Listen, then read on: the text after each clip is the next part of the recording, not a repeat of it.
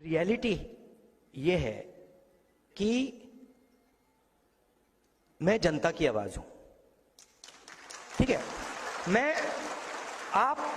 जब मैं ये कहता हूं, प्रेस वाले मतलब इसको समझते नहीं हूं, मैं एक्चुअली हूं ही नहीं,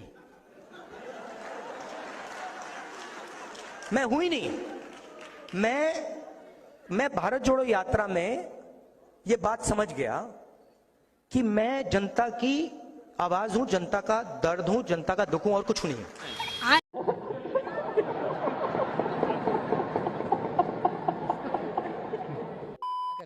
masters of political science.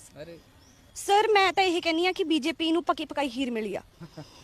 Reality आ 15 दिनों का पैसा बचा था, 15 दिनों का पैसा। ऐसी सिचुएशन आ जाए अब कोई नहीं संभाल सकता। कौन सा नरसिम्हा राव वाले टाइम बोल रही हैं आप? हाँ, कौन उस कंडीशन तक लेकर आया था? कौन उस कंडीशन तक लेके आया था? क्यों हमारी अर्थव्यवस्था लगातार गिर रही थी? क्यों अंग्रेज अर्थव्यवस्था आपसे आगे थी, आपको पता है? उससे पहले जो अंग्रेजों ने हमारा बुरा हाल किया, उसके नहीं था बुरा किया, बिल्कुल किया। तो अर्थव्यवस्था में हमसे आगे क्यों जा रहे थे? हम क्यों लगातार पीछे जा रहे थे? हमको 1991 में क्यों इकोनॉमिक रेवोल्यूशन की तरफ जाना पड़ा? हम उसी व्यवस्थाओं में क्यों नहीं रह गए जो वहाँ पे चल रही थी? तो उसको हैंडल भी तो किया गया ना, उसको डॉक्टर मनमोहन सिंह ने। नरसिम्हा राव प्रधानमंत्री थे, डॉक्टर, पर आइडिया किसने दिया उनको? अच्छा, आइडिया किसने दिया? नरसिम्हा राव का कोई योगदान नहीं। सर मैं उस टाइम थी नहीं, जो मेरे को पढ़ाया गया बस। माननीय सुप्रीम कोर्ट का धन्यवाद करते हैं, उन्होंने मौका दिया कि अरविंद केजरीवाल को 20 दिन के लिए जाना है। उससे मेरा क्या फायदा हुआ, मुझे क्या मिला? आपको ये बताना चाहता हूं, 2 जून को इनको फिर लेके जाएंगे जेल में। 2 जून को इनको फिर लेके जाएंगे जेल में। ਹੱਸਦੇ ਚਿਹਰਿਆਂ ਦਾ ਮਤਲਬ ਇਹ ਨਹੀਂ ਹੁੰਦਾ ਕਿ ਉਹਨਾਂ ਨੂੰ ਕੋਈ ਤਕਲੀਫ ਨਹੀਂ ਹੁੰਦੀ, ਉਹਦਾ ਮਤਲਬ ਇਹ ਹੁੰਦਾ ਕਿ ਇਹਨਾਂ ਨੂੰ ਤਕਲੀਫਾਂ ਨਾਲ ਡੀਲ ਕਰਨਾ ਹੁੰਦਾ ਹੈ। मैं छोटा सा लड़का था, 6-7 साल का। दादी ने मुझे, इंदिरा जी ने मुझे एक किताब दी। હું નાનકડો હતો 6-7 વર્ષનો, મારા દાદી ઇન્દિરામાં એમણે મને એક ચોપડી આપી એમ, मुझे सबसे अच्छी लगती थी। અને મને સૌથી વધારે ગમતી હતી એ ચોપડી, એ વાર્તા। उसमें फोटो की किताब थी। हिंदी में ओके, आप हिंदी में बोलेंगे चलेगा? चलेगा?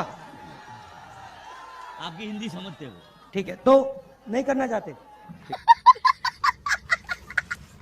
और इनको पहली बार दुनिया में, शायद पहली बार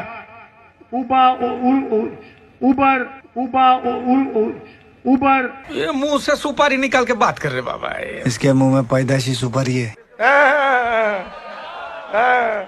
ये बताओ, देश का प्रधानमंत्री कौन है? हम नरेंद्र मोदी। केजरीवाल को जानते हो? हाँ, जो जेल में रोटी खा रहा है।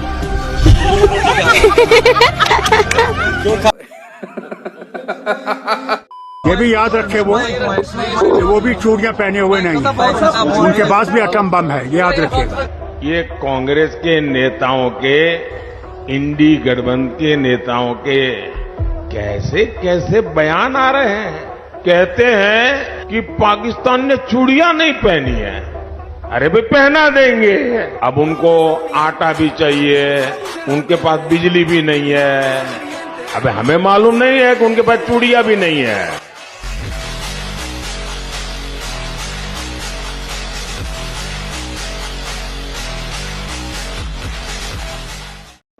हाइट तो बता दूं? मैं टेप ला लीजिए, अभी नया मेजरमेंट कर लेंगे, शायद लंबे हो गए। नहीं मालूम। नहीं मालूम। हम विश्वगुरु बने तो शायद हमारी भी तो हाइट बढ़ गई होगी। आपकी तो घटेगी।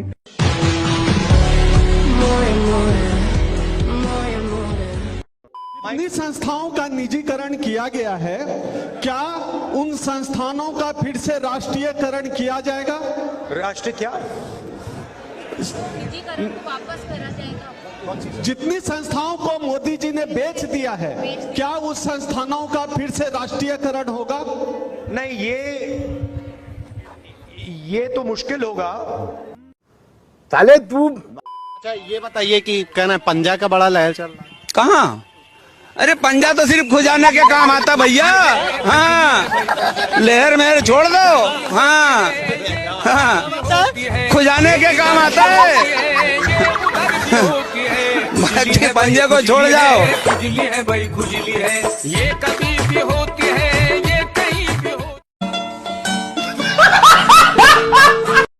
साल बताइएगा जब 3% से कम रही हो। और राहुल गांधी बोलते हैं चरम पे है महंगाई। साहब इस देश में 26% रही है रेट ऑफ इन्फ्लेशन।